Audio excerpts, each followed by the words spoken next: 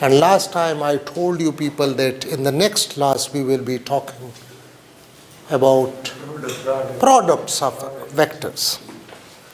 And we started that physics is difficult because of the concept of vectors. Now, when we talk about vectors, let's suppose we have two vectors A and there is another vector B. Let's suppose vector A is in this direction and B is in this direction. All of you know that this A or B, when we say that this is A and we say that A is a vector, for sure that this is either force, acceleration, velocity, its torque, momentum, angular momentum, or any quantity, or displacement, or magnetic field, or electric field. So this A, when we say that A is a vector quantity, this means that we are talking about a physical vector.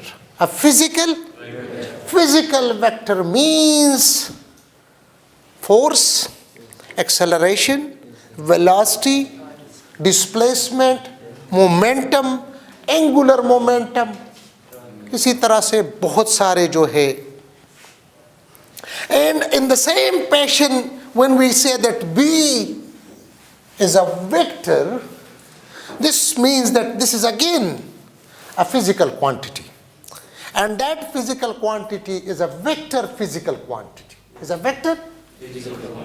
Now, when we say that A and B, there are two possibilities for A and B. Either A and B have the same dimensions or A and B have different dimensions. ये बात मेरी समझ आई है या नहीं आई?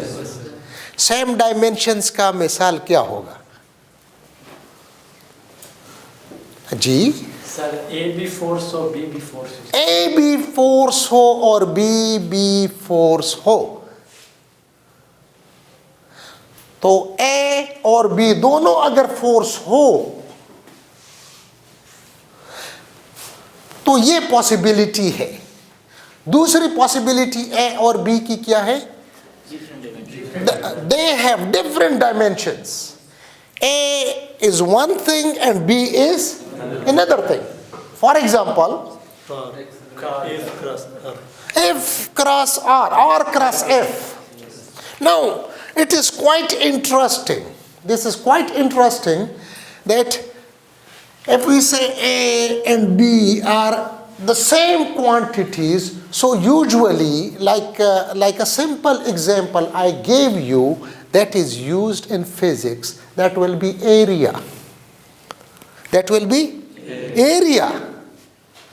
Have you ever seen F1 cross F2? Have you ever seen this in physics? Maybe not.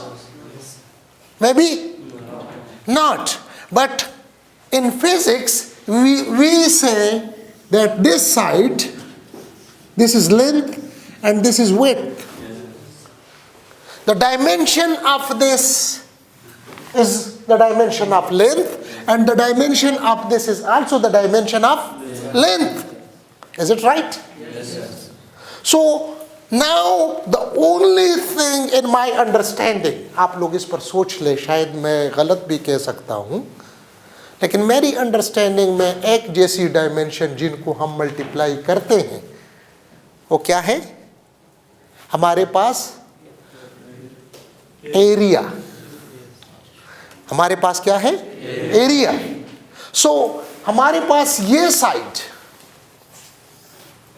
So we say that this is vector A1 and this is vector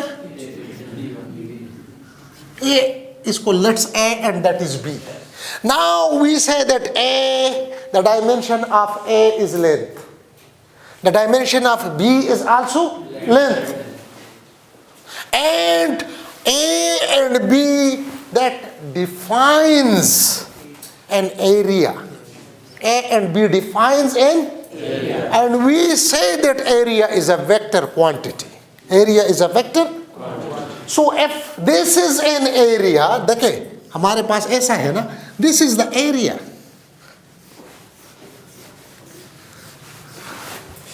And if you remember, we say this is A, B.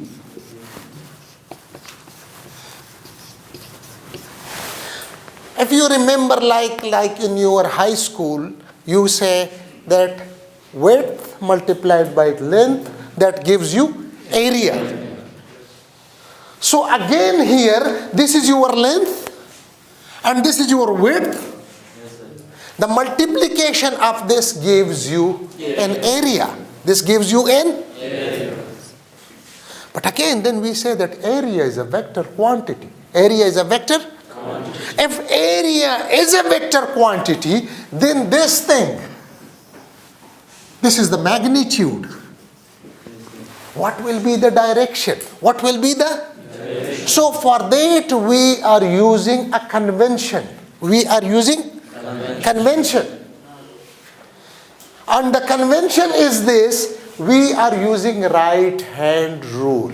Right hand rule. Right hand rule means we देखें कि इन दोनों के दरमियान दो angles हैं. One is this one, smaller angle, and the other one is this one, that is the larger angle. So we pick the smaller angle अपनी जहन में. And then what we do, if I say that A cross B, then I will, like stretch my fingers, all these fingers, 4 fingers, towards the first vector. First vector is A. Then I rotate them towards the second, the second vector. And my thumb will point out towards the product vector. My thumb will point out towards the product vector. So now, like whenever we talk about area vector,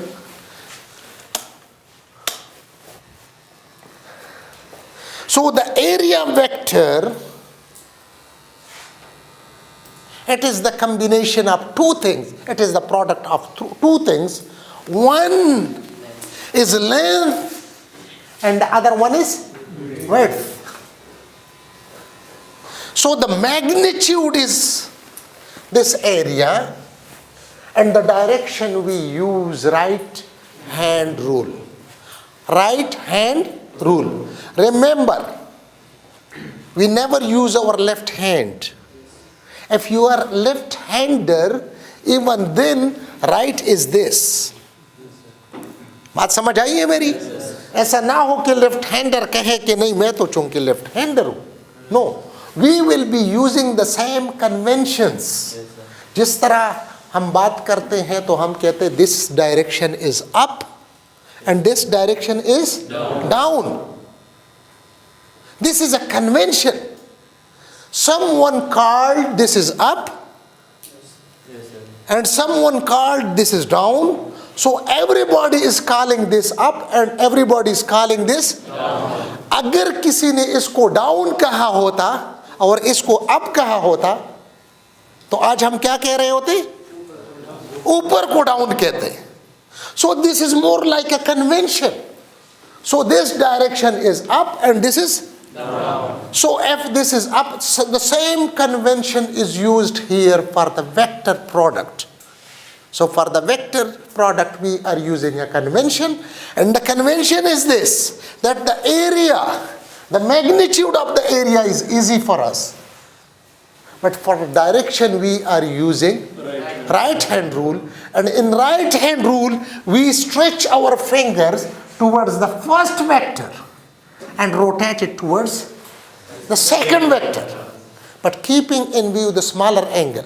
Keeping in view smaller angle.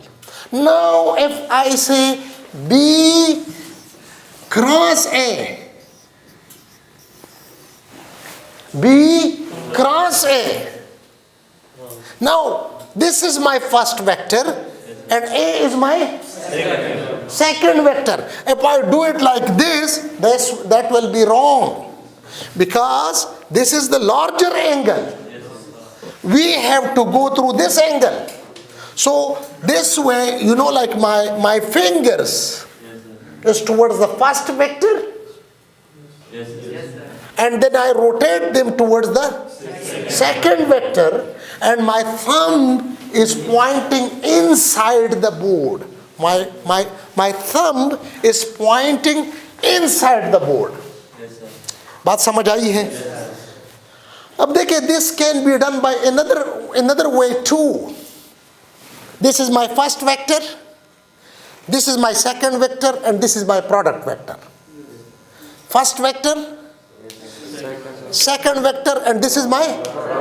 So, first vector, second vector, and this is the direction of the for A cross B. But here, first vector, second vector, and this is. So the same thing, whether you use this first vector. So this is first vector and this is second vector, and this defines a plane. ये plane define करता है ना. So the product vector will be always perpendicular to the plane. But then there are two perpendiculars to the plane. One perpendicular is this and the other one is downward. So we are using right hand rule. So for simplicity we say that this is the direction of the product vector. Any problem so far? Is it clear? Now this is a very simple problem because here the angle is 90 degree. So for 90 degree this is very simple. But if we change it,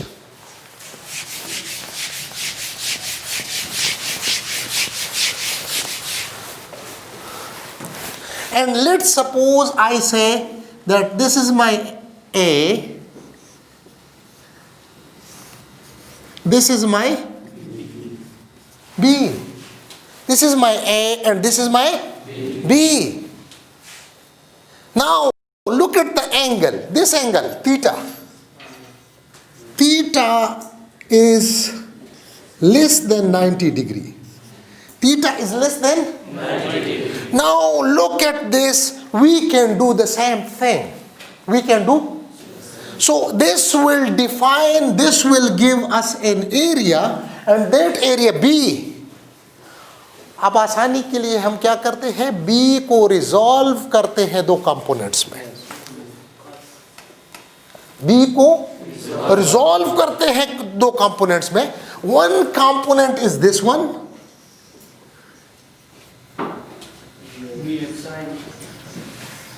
And this side is B. So if this is my B vector,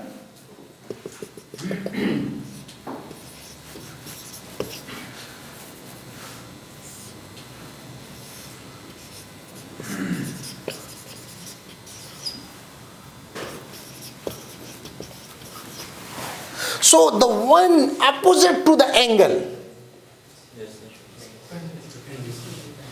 that will give us perpendicular. That will give us. Now look at the situation. Now we have this one, which is B cosine theta, and now we have this one B sin theta. देखिए एक बात मैं बता दूं, this A and B again defines a plane. A and B, देखिए ये एक plane define करते हैं. So we know the product vector direction, but now we have problem with the magnitude. Now we have the problem with the magnitude. So for magnitude what we did, we resolved B into two components. क्योंकि हमने ये पढ़ा था कि this side multiplied by this side, that gives us what? Area. That gives us area. Now look at this. This is my A and this b sin theta, ये is there any difference between this one and this one? This is one and the same thing. This is one and same thing. So this gives us this area. Now this area is large and this area is small. Now if we bring it further down, if we make the angle smaller, so b sin theta will become more smaller and the area will be smaller. And at last when it reaches in this direction, then the area will be 0. The area will be 0. So from this we summarize the whole story that instead, अगर मैं ये कहता हूँ, ये जो है मेरा A, B, theta,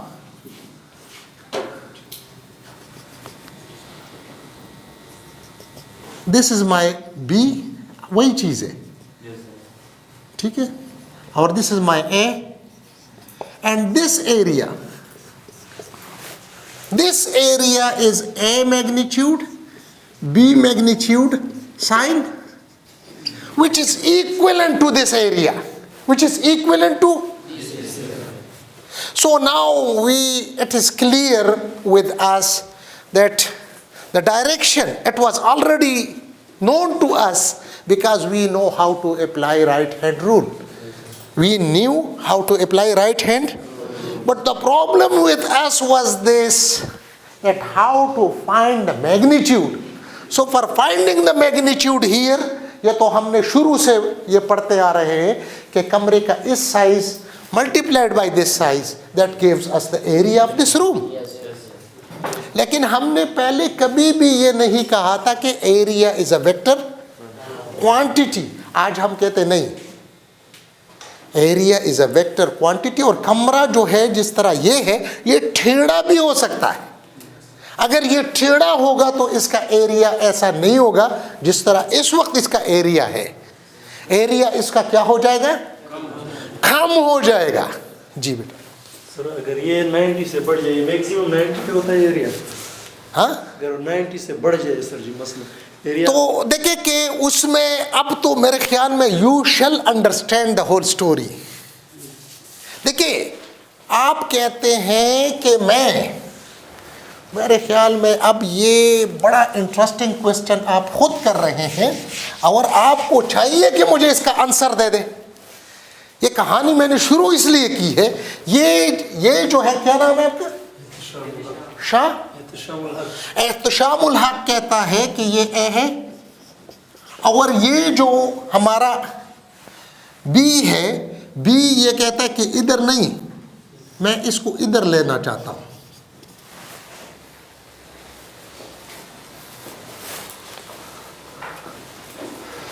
आप लोग देख ले, एरिया क्या हो रहा है? एरिया फिर कम हो रहा है, क्योंकि हम देखिए, मैंने एक चीज आप लोगों के जहन में डाल दी. आप लोग फॉरगेट अबाउट बी, आप इसका परपेंडिकुलर लेंगे, आप इसका परपेंडिकुलर लेंगे. तो परपेंडिकुलर जो है, अगर आप ये एंगल इंक्रीज भी करोगे, इसका परपेंडिकुलर क्या होता जाएगा? कम होता जाएगा. बात समझ आ गई? आपका परपेंडिकुलर, देखिए कि ये जो कहानी मैंने शुरू की, इसमें we talked about two things. One is the direction, A cross B. अब भी देखिए डायरेक्शन वही है, लेकिन ये जो है, जब आप इसको देखें कि इधर से शुरू किया, ये फर्ज करें मेरे पास है, ये बी है, ये इधर आ गया, इधर आ गया. अब इधर से ये इधर आ गया. इसका जो परपेंडिकुलर है और इसका जो परपेंडिकुलर है, दोनों में कोई फर्क है? नहीं है. और हमने पहले बात ये की कि एरिया जो है ये साइड मल्टीप्लाइड बाय ये साइड, और ये साइड कौन डिफाइन करेगा?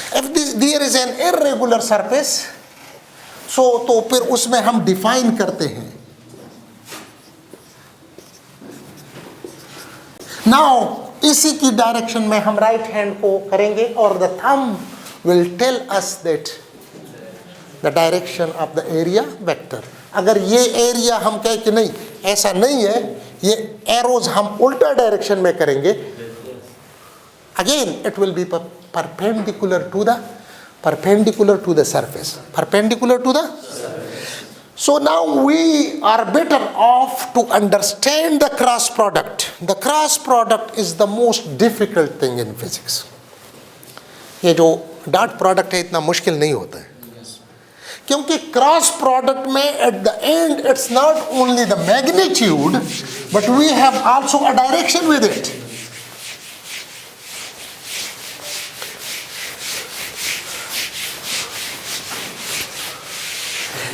जी सर एरिया जितना सर अगर किसी सिलेंडर का एरिया हो या इरेगुलर सर वो सारे हम इसी रूल उस पर डिफाइन करेंगे, अप्लाई करेंगे. अच्छा, इसका जो है एक और क्वेश्चन है कि एरिया को कैसे करेंगे. If we have a closed body, now here is one area, here is second area, here is third area, here is fourth area, here is fifth area, here is sixth area.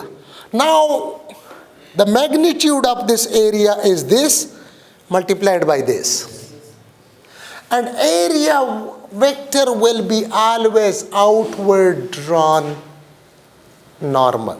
ये लफ्ज़ याद रखें.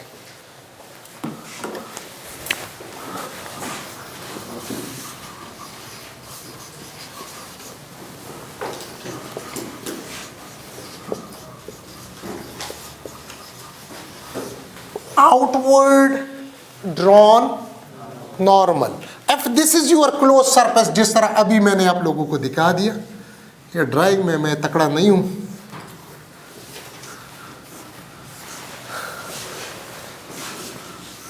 ये देखें, ये एक area है A1, ये दूसरा एरिया है A2, इसी तरह ये तीसरा एरिया है ए, एंड सो ऑन. तो हमने ये कहा कि ये ए है और ये क्या है, ये बी है, और इसमें कोई भी क्लोज्ड शेप हो उसमें हम ये नहीं कहते कि अब ए क्या है या बी क्या है, नहीं. हम कहते हैं कि ये इस सरफेस को outward drawn normal, outward drawn. तो A1 को this is outward drawn normal, A2 को this is outward drawn normal, and A3 को this is outward drawn normal, और इस एरिया को दिस इज आउटवर्ड ड्रॉन. इसको देखें, इसमें एक ये एरिया है and the second one is this one. Now this one area, इसका कैसे मालूम करेंगे सर जी? इसकी जो रेडियस, हाँ नहीं, ये जो है इसका ये एरिया कितना है, हाँ ये नीचे आपके पास देखे कि आपके पास सिलेंडर है ना, एक तो एक वो कर्व्ड वाला साइड है और एक नीचे वाला साइड है, एक ऊपर वाला साइड है. नीचे वाला ये देखिए मेरे पास एक सर्कल है, इस सर्कल का रेडियस r है, इसका एरिया कितना होगा, हाँ याद रखे. एरिया को आप लोगों ने डिस्कस किया, एरिया का डायमेंशन क्या होगा, हाँ मीटर स्क्वायर, और आपने क्या कहा 4 पाई r क्यूब का है. ये मैं इसलिए कहता हूं कि देखिए, think like a physicist. Area जितना जिधर भी हो उसका यूनिट क्या होगा, मीटर स्क्वायर होगा, मीटर स्क्वायर होगा, क्योंकि आपने already we discuss this is length and this is width, and the multiplication gave us area. So this is meter and this is also meter. Now what about this area? इसका unit किस चीज का होगा, metre square होगा ना. Pi r square. Pi r square. Pi r square. The area of a circle is pi r square. ये जो circumference है इसका length होता है that is 2 pi r. That is 2 pi. अब क्लियर हो गई कहानी. तो इसका नीचे का जो एरिया है वो क्या है? पाई आर स्क्वायर. एरिया वेक्टर का मैग्नीट्यूड हमने मालूम किया. मसला हमारा हल नहीं हुआ है बिकॉज डायरेक्शन चाहिए. डायरेक्शन कौन सा होगा? हमने कहा कि क्लोज्ड में जो बाहर की तरफ हो उसको हम क्या कहेंगे? तो इसका बाहर की तरफ क्या है? नीचे है ना. क्लियर हो गया. इधर जो है अगेन एरिया क्या है? मैग्नीट्यूड क्या है? पाई आर. एरिया वेक्टर क्या है? अब ये जो एरिया है इसका एरिया आप लोग मालूम कर सकते हैं. यार खुदा के बंदो, मैंने आप लोगों को सरकमफ्रेंस का बता दिया ना. ये सरकमफ्रेंस मैंने आप लोगों को कह दिया कि अगर आप लोगों के पास सर्कल है ना उसका एरिया, उसका सरकमफ्रेंस क्या है? 2 पाई आर है और इसके साथ लेंथ मल्टीप्लाई करो. या ऐसा नहीं है? बात समझ गई? लेकिन इसमें मसला है.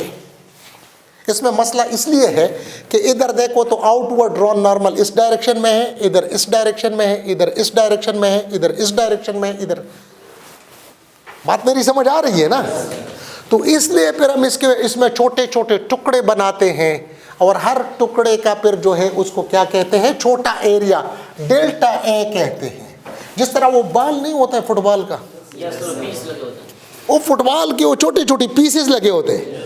उसी तरह से अगर आपके पास उस तरह का कोई सर्कुलर बॉडी हो, अब देखिए बॉल का तो इधर का एरिया वेक्टर इस डायरेक्शन में, इधर का इस डायरेक्शन में, इधर का नीचे. हम क्या करते हैं? छोटे छोटे पीसेस बनाते हैं जिस तरह वो सफ़ेद और काले होते हैं और बहुत छोटे बनाते हैं. हर पीस का फिर छोटा एरिया होता है और उसका एरिया वेक्टर होता है. उसका एरिया क्लियर होगी आप लोगों को? अब तो मसला तो नहीं होगा किधर भी. अच्छा, now I think once you understand the cross product, इसका जो फिजिकल अंडरस्टैंडिंग है ये बहुत ज़रूरी है. If you understand the physical concept of the cross product then, मैंने पहले आप लोगों को कहा था कि आधा फिजिक्स आप लोगों ने कर दिया. और उसकी मैं मिसाल दे दूं, टॉर्क. मैं जब आया आप लोगों ने कहा F cross R. F cross इस F क्रॉस R दोनों बराबर है? बराबर है? बराबर है? नहीं बराबर. बराबर नहीं है. इनका क्या बराबर है? इनका मैग्नीट्यूड बराबर है, लेकिन one is in one direction and the other one is. तो जब आप लोग में आया तो आप लोगों ने मुझे ये कहा था, तो इसका मतलब ये है कि अगर आप लोग मुझे ये कहते तो थोड़ा सा मुझे कंफ्यूज कर देते, लेकिन ठीक होता. सही है ना? R cross F, R cross R जो है torque, R and F. So R cross F आप इसको इस तरह भी लिख सकते हैं माइनस, क्योंकि मैग्नीट्यूड आर क्रॉस एफ और एफ क्रॉस आर का एक जितना है. मैग्नीट्यूड एक जितना है, बस ठीक है. अच्छा, अब देखिए कि हमने क्या किया, A and B.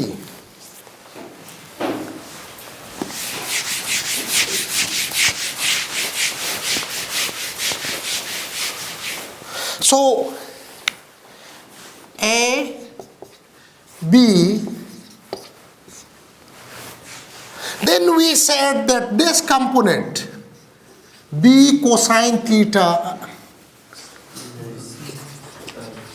b sin theta component जो है that gives us the cross product.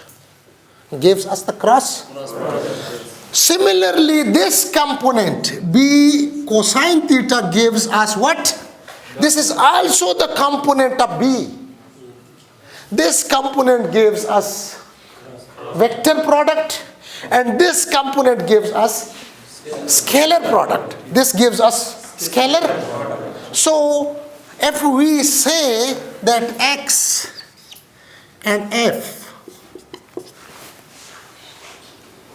here is my theta, here is my, so for me,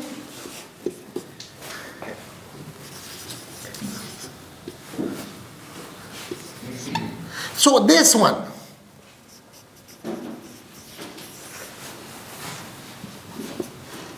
now this is represented by f dot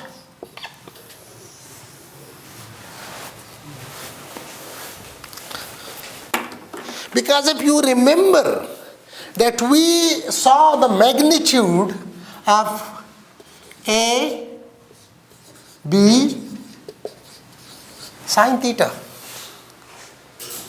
And we knew that when theta is equal to 90 degree,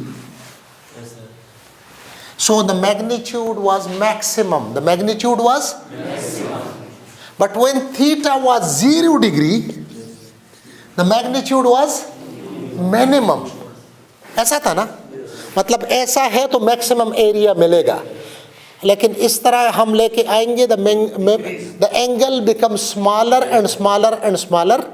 So when we reach like this, now there is no area. There is no, because this the perpendicular component. The perpendicular component when we goes like this, the perpendicular component decreases. But when we are here, the parallel component is 0. Okay, इसके parallel में कुछ नहीं है. And that is represented by cosine theta.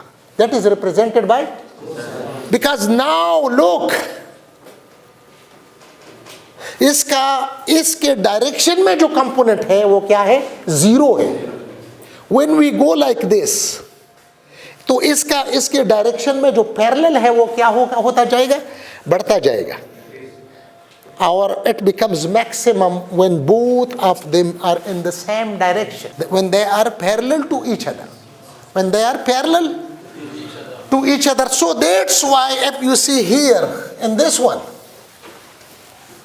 this whole story, whatever we have done, we have summarized in this thing. That the component of f, now the component of f in the direction of x is 0.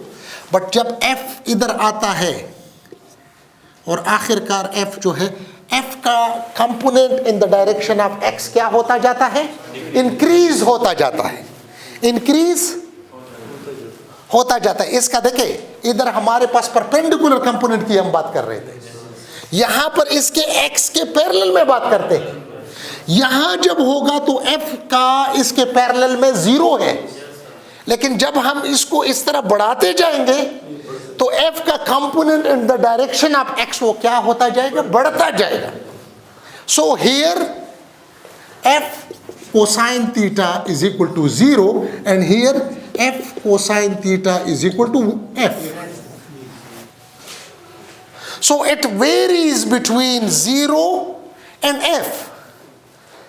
It varies between 0 and, जिस तरह उधर हमारे साथ इधर देखें, इधर ये किसके साथ? It also varied between b and 0. b and, लेकिन यहाँ पर b हमारे पास जब ये ऐसा था, लेकिन जब ऐसे आ गया तो हमारे पास उधर b क्या हो गया था? 0 हो गया था, उसका जो परपेंडिकुलर कंपोनेंट है. And this component, this multiplication in this form, that will give us the new concept, and that concept is dot product. That gives us dot product, and this product will give us a scalar quantity. This will give us a scalar quantity. So we will be not getting at the end a vector, but we will be getting a scalar value. We will be getting a scalar. जिस तरह मैंने आप लोगों को flux का मिसाल दिया था कि आप say that flux, electric flux is equal to E. This is net flow. So flow can be positive, flow can be negative. So the net flow can be positive, can be negative, can be positive, and can be zero, can be zero. जिस तरह मैंने आप लोगों, इसी तरह से आप लोगों के पास work can be positive, work can be negative, and work can be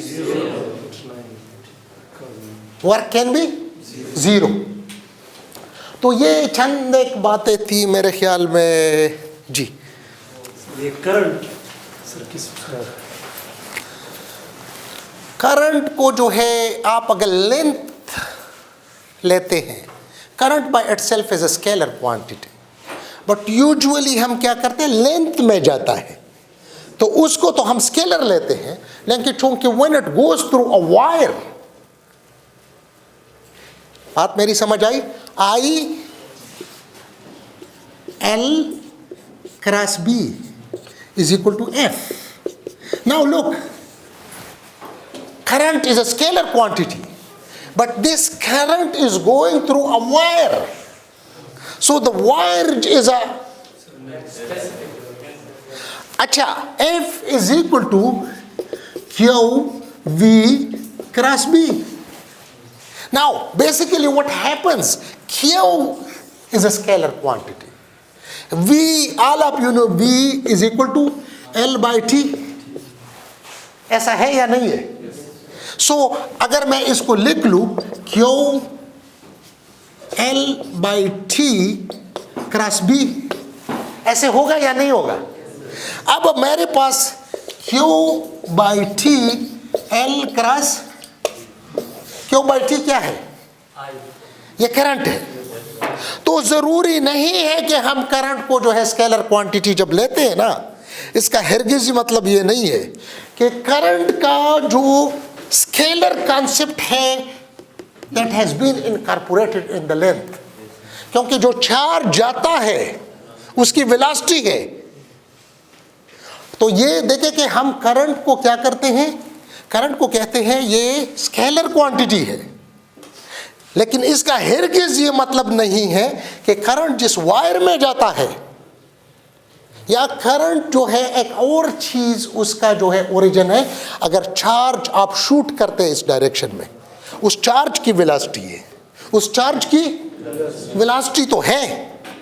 so that's why मतलब ये है कि करंट को हम लेते क्या है, स्केलर क्वांटिटी है, लेकिन इसका हरगिज़ ये मतलब नहीं है कि इसका जो कंसेप्ट है कि जिस डायरेक्शन में जाता है उसको वैसे कंसिडर किया जाता है, उसको कंसिडर किया जाता है. लेकिन दो जगहों पर उसको कंसिडर करना फिर हमारे लिए मसला बन सकता था.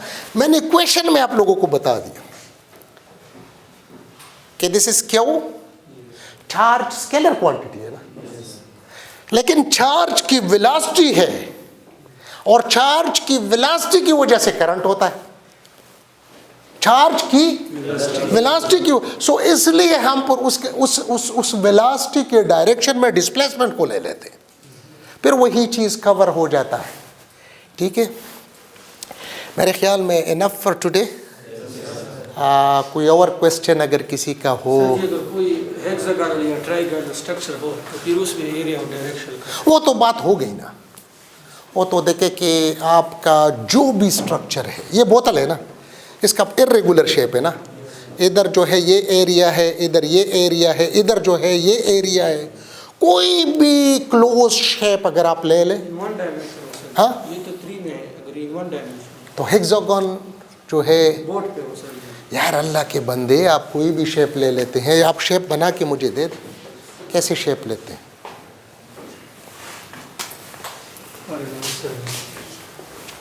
ये हो गया.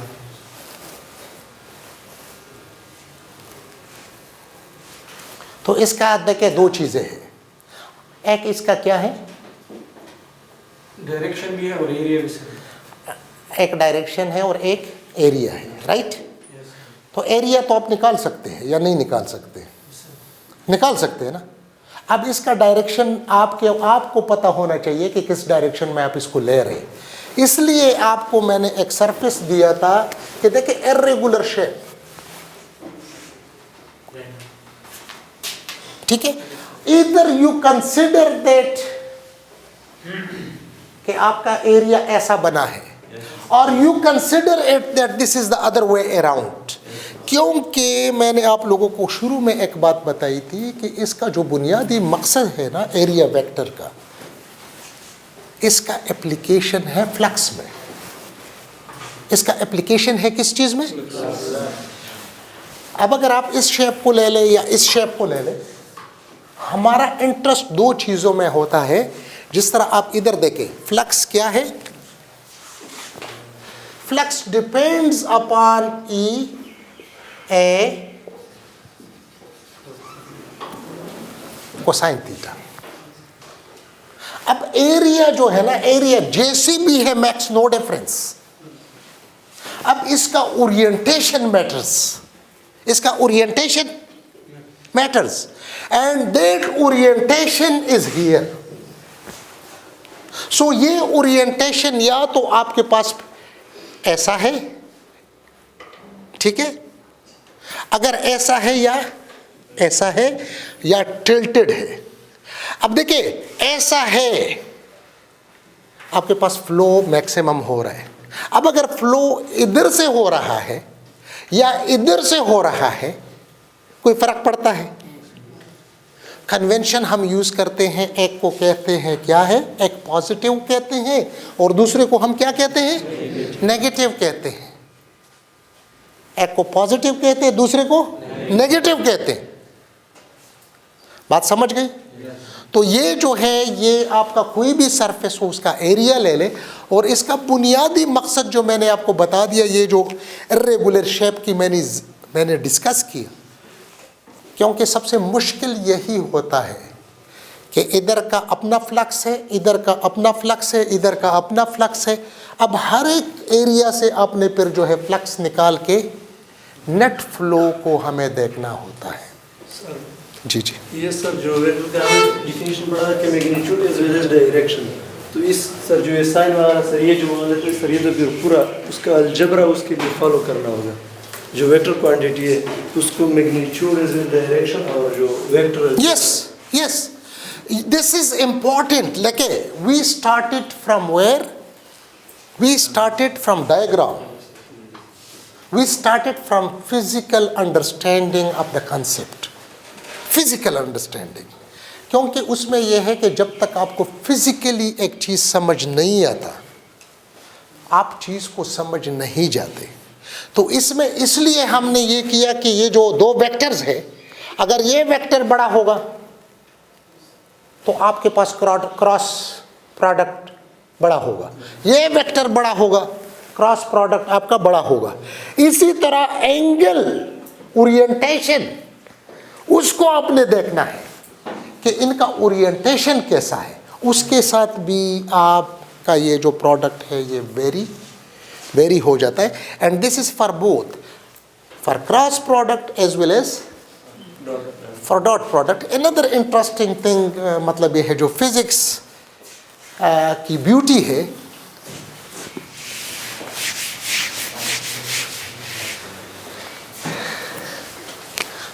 Are cross F, R dot F, दोनों के डायमेंशन में कोई फर्क है?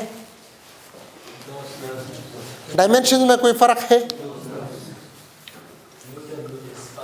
हाँ, नहीं है। Dimensions are the same, but what about इन दोनों का जो आप प्रोडक्ट देखते हैं? So one gives you a scalar quantity, the other gives you a vector quantity. One is a scalar quantity and the other one is one is work and the other one is torque. और मैंने last time, if you people remember, हमने एक experiment किया था, अगर आप लोगों को याद हो, कि देखिए कि यहाँ पर देखिए ये मैं फोर्स अप्लाई करता हूं, देखिए force, this is the direction of force, ये मैं, so the force makes an angle with the x axis. बात समझ आ रही है? लेकिन अगर ये फोर्स जो है ना, इसके दो कंपोनेंट्स है, one component is pulling this in that direction, and what about the other force? The other force is trying to rotate it. आप लोग नहीं समझे? बात समझ आ रही है या नहीं आ रही है? यार देखो थोड़ा सा मैंने अगर इस डायरेक्शन को ज्यादा किया तो ये क्या होगा? एक इसको पुश कर रहा है, दूसरा इसको रोटेट कर रहा है। ये जो पुशिंग है that gives us a scalar quantity, ये जो रोटेशन है दैट गिव्स अस, और है दोनों एक ही फोर्स है, एक ही फोर्स है, एक ही फोर्स के दो कंपोनेंट्स है, लेकिन एक component gives you scalar result and the other product gives you a vector quantity, that is a torque, जो उसको सिर्फ रोटेट करता है। मेरे ख्याल में इससे बेहतर आसान डिमॉन्स्ट्रेशन शायद आप लोगों ने कभी देखा भी नहीं हो, और इसके बाद भी अगर आप लोगों को ये अगर ना आए तो फिर तो ज़्यादती होगी। विद दीज वर्ड्स चले, ज़िंदगी रही तो विल मीट इंशाअल्लाहुल अज़ीज़ next week, and let's talk about some other topic on the next week inshallah.